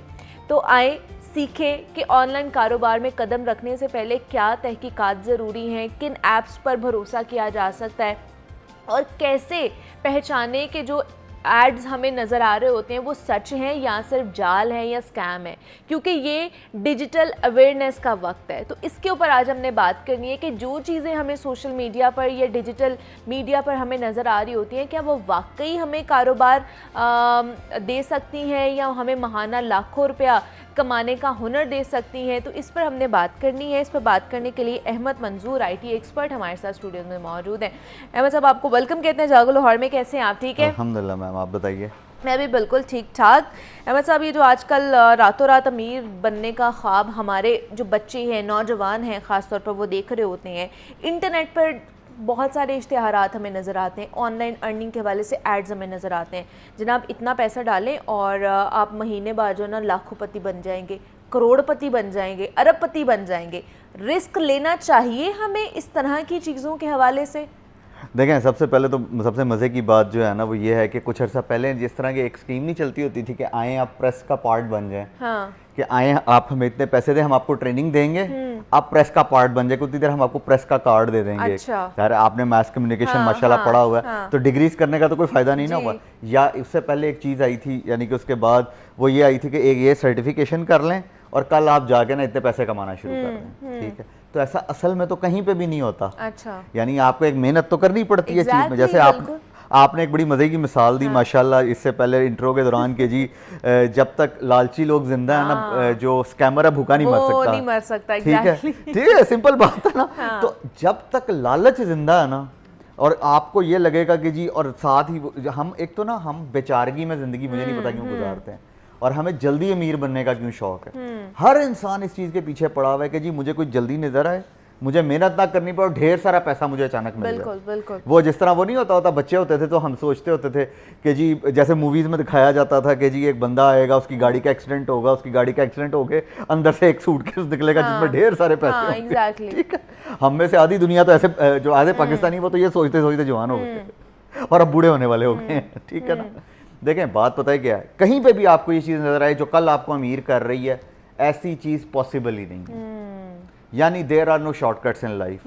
हमें अगर आप कोई ऐप आ रही है, कोई चीज़ आ रहा है, कोई भी इंसान आपको ये कहता है ना आज आप पैसे दें, 2 दिन बाद मेरे से इतने पैसे ले लें, 10 दिन बाद इतने पैसे ले लें, समझें उसमें कहीं ना कहीं नहीं तो हम कैसे ये परख सकते हैं या अवेलुएट कर सकते हैं कि कौन सही है, कौन फ्रॉड कर रहा है हमारे साथ ऑनलाइन अगर देखा जाए? क्योंकि हम उनको देख तो नहीं रहे होते हैं, हम उनसे बात कर रहे होते हैं, चैटिंग कर रहे होते हैं, मैसेजेस पे बात कर रहे होते हैं कि ऑनलाइन कारोबार में इन्वेस्ट करने से पहले कौन कौन सी चीज़ें हमें देखनी चाहिए, क्या चीज़ें जाननी चाहिए। और ख़ासतौर पे आज के ये जो नई ऐप्स भी आई हैं उस पर भी कहते हैं आप पैसे लगा सकते हैं और वो भी आपको रीजनरेट करके देते हैं आपका पैसा। मैम सबसे पहले तो उन लोगों से दूर भागें जो कहते हैं पहले पैसा हमें ला के दो। अच्छा, वो उन लोगों से दूर होते हैं, वो उन लोगों से फ्रॉड दूर भागें। अच्छा। ठीक है, अगर वो आपके जानने वाले, तो हर जानने वालों पे भी आप एतबार नहीं कर सकते। सबसे पहले बंदा फंसता ही जानने वालों के हाथ में है। ठीक है, लेकिन सबसे पहले अच्छा, अब आपने अगर एक ऐप डाउनलोड करनी है, उस ऐप की डाउनलोड देखें, उस ऐप की बैक पे कौन है, अच्छा ये चीज़ें चेक करें। फिर उसके बाद आपको पता लगता है कि ये जी कितनी बड़ी चीज़ है, कितना अच्छा ये रिस्पॉन्स कर रही है लोगों को, तब आप उसमें काम कर सकते हैं। यानी अगर चलें, एक तो है पैसा लगाने वाली चीज़, अगर आपको कोई काम देने के लिए भी कॉल करता है ना, तो पहले उसको वेरीफाई तो कर लें। आपको पता है कि लोग इंटरव्यू की जगह बुला के क्या क्या काम कर लेते हैं, ठीक है ना, और क्या क्या कुछ होता है। तो ऐਵੇਂ हर जगह नहीं पहुंच जाते होते कि नहीं जी मुझे जॉब शायद मिल जाएगी, या जी मुझसे इतने पैसे मांग ले, या सब चीज़ें। हमें हर चीज़ में देखें, जितने ज़्यादा अब हम कनेक्टेड हो गए हैं ना, उतने ज़्यादा वल्नरेबल भी हो गए हैं, उतना ज़्यादा हमारा डेटा ऑनलाइन पड़ा हुआ है, चीज़ें ऑनलाइन पड़ी हुई हैं, हर चीज़ जो है सारा टाइम अवेलेबल है, आपकी पिक्चर्स अवेलेबल हैं, आप तमाम चीज़ों को तो हमें बहुत एहतियात से करनी है चीज़ें। यानी आज आपकी आवाज़ में आपको ही अगर एक कॉल आ जाए, एग्जैक्टली, हाँ, आपकी आइडेंटिटी के साथ आपको ही एक बंदा, देखें मैं एक नॉर्मल मिसाल देता होता हूँ कि जी सपोज आजकल हम उस दौर में जी रहे हैं कि आपके घर में अगर आपकी ही तरह का क्लोन आके खड़ा हो जाए ना और आके कहे मैं वो हूँ, मैं मुनीबा हूँ, ठीक है, आपके घर वाले नहीं पहचान पाएंगे उसको, और उसके पास आपका ID कार्ड भी होगा, हर चीज़ होगा, और आप जो है ना आगे से सफाई ही देते रह जाएंगे कि जी मैं ही हूँ। इतना जो है ना वो कह लें कि IT ने या फिर टेक्नोलॉजी ने इतना आगे की, अभी हम लास्ट टाइम जब डीप फेक पे और इन चीज़ों पे बात कर रहे थे, तो बेसिकली दुनिया उस तरफ जा सही, चुकी हुई ठीक है, ठीक तो है। हमें अवेयर होना है। ठीक है। अच्छा, अब एप्लीकेशन की जब आप बात करते हैं तो एप्लीकेशन के लिए सबसे जरूरी होता है उसके कितने डाउनलोड्स हैं, उसकी बैक पे कौन सी कंपनी अच्छा। है। यानी देखें, अब मुझे एतबार कब होगा, मैं गूगल ड्राइव अगर इंस्टॉल कर लेता हूं तो मुझे पता है कि उसके बैक पे गूगल है। अच्छा, लेकिन अगर मुझे कोई और नजर आती है, या जैसे MS ऑफिस की, हाँ। मुझे वो पीछे मुझे पता है माइक्रोसॉफ्ट है या एप्पल है या और कोई कंपनी है, अब उन्हीं को चलाने के लिए अगर कोई थर्ड वर्ल्ड कंपनी आके मुझे ABC कंपनी कहती है कि आई एम ABC, मैं आपकी ये फाइल्स रन कर दूंगी, तो क्या मुझे इंस्टॉल करना चाहिए उसको? नहीं। बिल्कुल भी नहीं करना चाहिए, क्योंकि मुझे पता है कि ये मेरा डेटा, सपोज करें मैं एक $1 मिलियन प्रपोजल लिख रहा हूँ, ठीक है, ठीक है, ठीक वो है। प्रपोजल हैक कर ले या उसमें देखना शुरू कर दे, ठीक है। तो फिर नहीं, तो ऐसी कौन सी फिर वेबसाइट है या फिर ऐसी कौन सी ऐप्स हैं जिन पर भरोसा किया जा सकता है? फर्स्ट, दूसरा, आजकल AI की बहुत ज़्यादा बात हो रही है ना, तो उसको भी इनकम का एक नया सोर्स बताया जा रहा है। अब हमें समझ नहीं आती कि ये कैसे है इनकम का नया सोर्स, बिकॉज हर कोई चाहता है कि हम पैसिव इनकम भी साथ साथ जनरेट कर रहे हो ना, कि एक इनकम पे नहीं गुजारा हो रहा है, तो साथ साथ कोई और ऑनलाइन बिजनेस कर लें या पैसिव इनकम हमें आती रहे। तो हमने अगर AI को इनकम सोर्स बनाना है तो वो कैसे बनाना है? बिकॉज पाकिस्तानी अवाम उनसे पैसा कैसे कमा सकती है? We don't know. देखें, इसका बड़ा सिंपल है। क्या? सबसे पहले ये समझ लें कि AI चीज क्या है। हाँ जी, AI is a productivity tool. ठीक है, ठीक है, वो आपको खुद से पैसे नहीं बना के ठीक देगी है, कभी भी। ठीक है। अब AI प्रोडक्टिविटी टूल कैसे है कि जी आपका एक 24 घंटे में पहले एक टास्क हुआ करता था, अब वो 2 घंटे में होना शुरू हो गया। ओके। इसका मतलब आप सेम टास्क 12 टास्क कर सकते हैं आप उतनी देर में।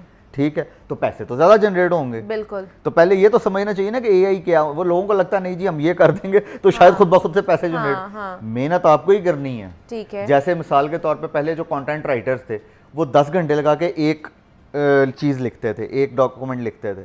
ठीक है, अब वही चैट GPT को यूज करके वो 10 लिख सकते हैं उतने टाइम में ही। तो वो 10 उनके 10 प्रोजेक्ट्स बन गए ना। सही, बिल्कुल, ठीक है। बिल्कुल। अच्छा, अब कुछ चीजें होती हैं जो ऑटोमेशन पे चलती हैं। ओके, अगर सपोज करें आपको पता लग गया है कि जी जस्ट लाइक कि जी FAQs हैं किसी चीज़ के, फ्रीक्वेंटली आस्क्ड क्वेश्चंस हैं, हाँ। वो आप चैट GPT में या किसी ऑटोमेशन के थ्रू उनको वो कर दें, तो आपका जो बंदा बैठा हुआ है कंपनी के अंदर वो किसी और प्रोडक्टिव काम में यूज़ हो सकता है। वो सिर्फ उसी काम में तो नहीं यूज। एक तो हमारे यहाँ वही लोग ना हवा बना देते हैं एक चीज़ को। मैं वही जो मिसाल हमेशा देता होता हूँ, हमने टर्मिनेटर सीरीज़ को बहुत सीरियस ले लिया हुआ है। इतना सीरियस ले लिया हुआ है कि वो जो है ना हमारे सरों के अंदर बैठी हुई है कि शायद रोबोट्स आएंगे और वो टेक ओवर कर लेंगे। दुनिया इस तरह से नहीं चलती। जितनी देखें, अभी हम रिसेंटली दुबई गए हुए थे, ये 3-4 दिन पहले मैं वापस आया हूँ, तो वहाँ पे जो गेट्स हैं वो क्या हैं, पहले आपको जाके एक लाइन में लगना पड़ता था, आप वीज़े की एक लाइन में लगते थे, आपके वीज़े पे स्टैंप होती थी। अभी वो चीज़ उन्होंने खत्म कर दी। ऑनलाइन हो गई है। ऑनलाइन भी नहीं, यानी आप एंटर हो, अच्छा। गेट ओपन होता है, आप ओके। उसके अंदर जाएं, वो इमेज प्रोसेसिंग के थ्रू आपकी शक्ल देखता है और अच्छा। फौरन नीचे लिखा हुआ बता देता है कि यू आर अहमद मंजूर, अच्छा, और बस आप पास ऑन हो जाते हैं। That's it. ओके, यानी एक 30 मिनट का काम उन्होंने 30 सेकंड्स में करना शुरू कर दिया। ओके, तो कितने लोगों को उनको गुजारने में, तो इसका मतलब वहां पे जो उनकी इंडस्ट्री है, जो टूरिस्ट इंडस्ट्री है, वो बढ़नी शुरू हो गई। यानी आप खुद सोचे ना कितने ज्यादा लोग जा सकते हाँ, हैं। बिल्कुल, ठीक है। तो आप जो आपकी इनकम है वो इस तरीके से बढ़ेगी, वो इस तरह नहीं बढ़ेगी कि जी आपने कोई चीज़ लिख दी, अब जी वो ऑटोमेशन पे चीज़ें आपको मिल रही हैं। वो हमारे यहाँ मिसकॉन्सेप्शंस बनाने का बहुत शौक है ना। वो जैसे एक वो भी होता है वो कि जी ये कोर्स कर लें, इसके बाद $1000 कमा लें, हाँ। और हम फौरन जाके वो कोर्स कर लेते हैं, उसके बाद हमें 10 रुपए भी नहीं मिल रहे होते कहीं से। ठीक है, तो नहीं, सोच तो ये समझ के कैसे, करें। ये अहमद साहब, फिर ये कैसे, ये जो खासतौर पे ये जो स्कैम्स होते हैं, जी। इस तरह की जो स्कीम्स होती हैं फ्रॉड वाली, तो ये कैसे कामयाब भी हो जाती हैं? लोग कामयाब भी कर लेते हैं, कितने कितने लोग उनके साथ जुड़ जाते हैं, तो इनका क्या कोई खुफिया ट्रिक्स क्या होती हैं कि कैसे ये लोगों को अपने झांसे में ले आते हैं? देखें, ट्रिक तो पीछे चले, आपने एक और भी वर्ड बोला, डबल शाह वाला वर्ड, हाँ, कि हाँ। जी एक बंदे ने क्या किया, मुझे 100 रुपया दिया, मैंने उसको फौरन 200 रुपए दे हाँ, दिए। एग्जैक्टली। ठीक है। अच्छा, मजे की बात है, ऐसे लोग कन्विंसिंग बहुत ज्यादा होते हैं। ठीक वही है? तो कह रही हूँ कि मतलब कैसे वो अपनी ये सारे स्कैमर जितने भी होते हैं वो अपनी इन तमाम तर स्कीम्स को कामयाब भी देखिए, बना वो लेते मजे हैं। की बात है ना, वो उतने ज्यादा कन्विंसिंग भी होते हैं हमेशा आके। जैसे उसने पहले आपको 100 रुपया आपने उसको दिया, उसने आपको 200 दे दिया, आपने कहा 200 हो गया, आपने 200 वापस उसको कर दिया, हाँ, बिल्कुल। 400। जैसे ही वो 1000 तक पहुंचेगा ना वो गायब हो जाएगा। ओके, ठीक है। जैसे MLM स्कीम्स होती हैं, ठीक है, जो मल्टी मार्केटिंग होती है, वो क्या काम कर रही होती है, इसी तरह होती है ना, इतने लोग लेके आए, इतने हाँ, ट्रीज बनाएं, हाँ, ये करें, हाँ। ये करें।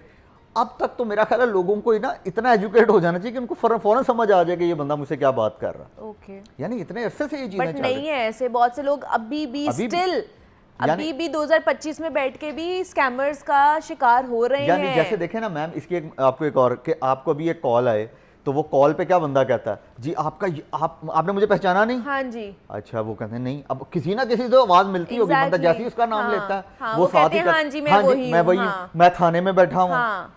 तो आज भी लोग इन स्कैम्स में फंसते हैं। वही तो कह रही हूँ कि आज भी 2025 में हम बैठे में अभी भी फंस रहे हैं। सबसे इंपॉर्टेंट चीज, जैसे आपने आज एक इनिशिएटिव लिया, जब मुझे आप लोगों की कॉल आई तो मुझे अच्छा लगा बेसिकली कि एटलीस्ट आप लोग अवेयरनेस दे रहे हैं। इस तरह की अवेयरनेस आप बैंक्स को भी देनी चाहिए, डिफरेंट अथॉरिटीज को भी देनी चाहिए, ताकि उनको पता लगता रहे। ये सिर्फ लिख देने से कि हम आपको कॉल नहीं करते हैं इस नंबर से, हम आपसे आईडी, इससे बात नहीं बन रही।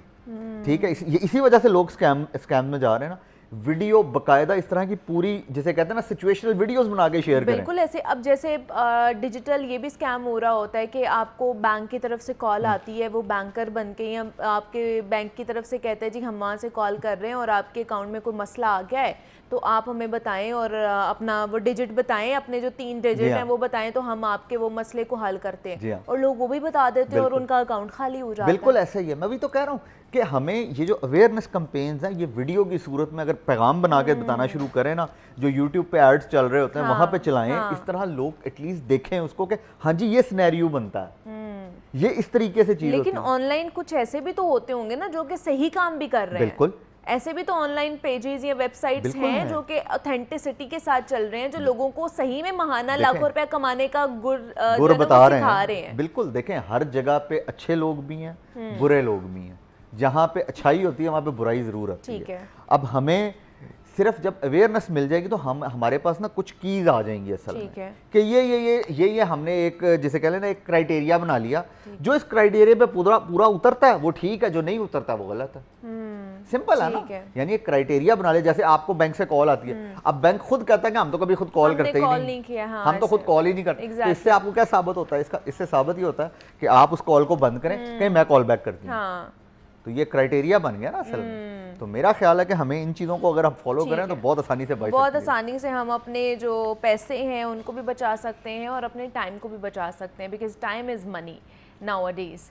तो इसलिए कोई भी ऐसा, कोई आपके साथ स्कैम कर रहा है, कोई आपको कॉल कर रहा है, कोई टेक्स्ट कर रहा है, कोई मदद मांग रहा है, कह रहा है मैं थाने में हूँ, मैं मरने वाला हूँ, आपने नहीं सुननी है उसकी। कोई आपको फ़ोन करके कह रहा है कि मैं बैंक से बात कर रहा हूँ और मुझे आपके अकाउंट का मसला हो गया, आपने नहीं सुननी है, क्योंकि बैंक जो है वो कॉल इस तरह नहीं करते हैं। तो आपने कभी भी इस तरह के प्रॉब्लम में नहीं फंसना है, वरना आपके अकाउंट खाली हो जाएंगे। आपने इसका ख्याल रखना है।